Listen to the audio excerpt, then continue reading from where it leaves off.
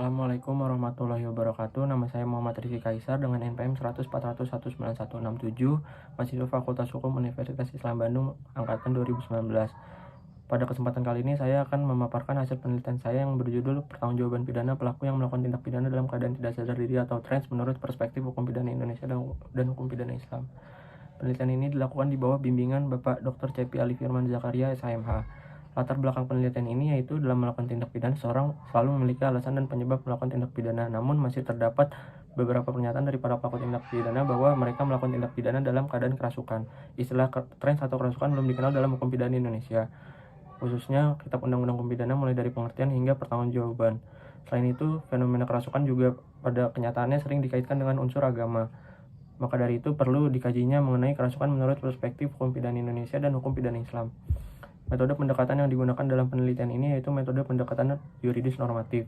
Spesifikasi penelitian yang digunakan yaitu deskriptif analitis. Teknik pengumpulan data yang digunakan yaitu studi kepustakaan.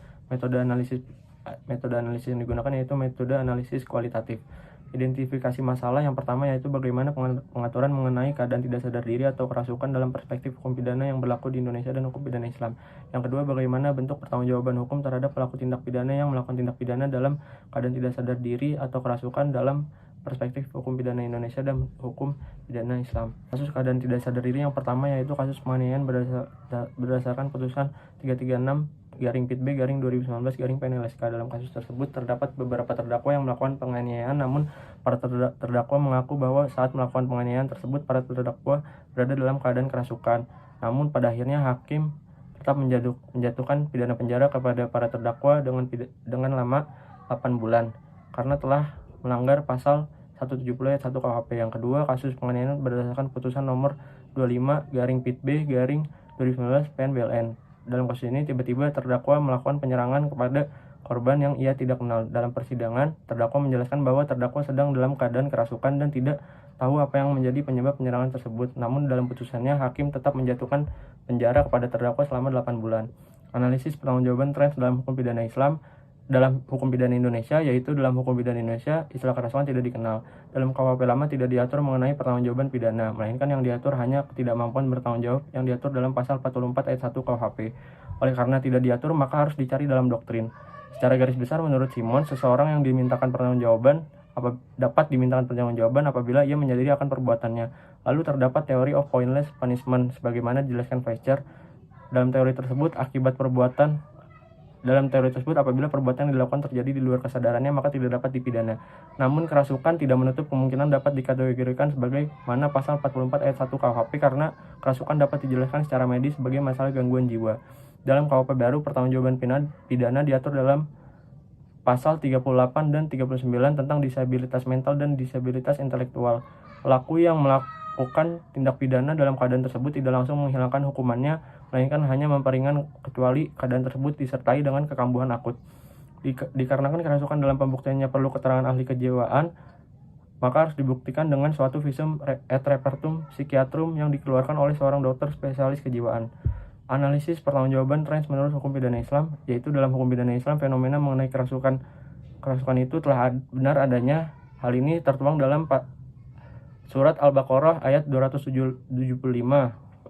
Hal ini dijelaskan berdasarkan ahli tafsir dan kesepakatan para ulama bahwa peristiwa masuknya jin ke dalam tubuh manusia adalah benar keberadaannya. Dalam Islam, peristiwa masuknya jin ke tubuh manusia ada dua bentuk. Pertama, masuknya jin ke dalam tubuh seseorang di luar kehendak orang tersebut. Hal ini terjadi atas kehendak jin itu sendiri.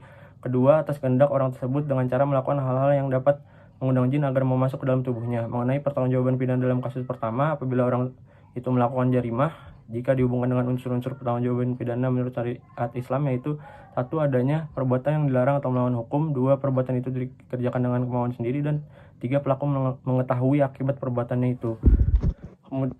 Kejadian tersebut tidak memenuhi unsur kedua dan ketiga pertanggungjawaban syariat Islam. Maka dari itu orang itu tidak dapat dimintakan pertanggungjawaban pidana dikarenakan tidak terpenuhinya 3 unsur tersebut.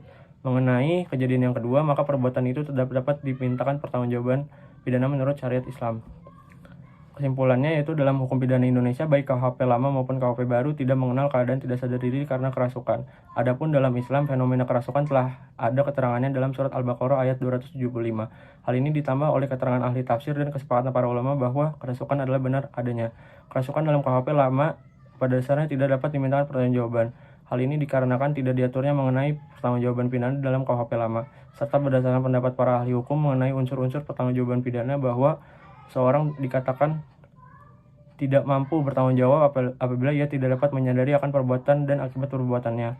Pertanggungjawaban yang diatur dalam KUHP baru tindak pidana yang dilakukan penyandang disabilitas mental dan disabilitas intelektual tidak serta-merta menghapus hukumannya, kecuali disabilitas mental yang disertai keadaan kambuhan akut, maka tidak dapat dijatuhi pidana. Mengenai apakah kerasukan termasuk ke dalam kekambuhan akut, maka sangat perlu pendapat ahli kejiwaan. Dalam Islam, kerasukan ada dua bentuk, yaitu ada yang atas dasar kehendak jin itu sendiri dan atas dasar dimasukkan orang lain atas dengan cara sihir. Apabila seseorang melakukan tindak pidana dalam bentuk yang pertama, maka orang tersebut tidak memenuhi unsur pertanggungjawaban pidana. Apabila seseorang melakukan tindak pidana dalam bentuk kedua, maka orang tersebut telah memenuhi unsur pertanggungjawaban pidana menurut syariat Islam dan dapat dimintakan pertanggungjawaban. Sekian dari saya. Assalamualaikum warahmatullahi wabarakatuh.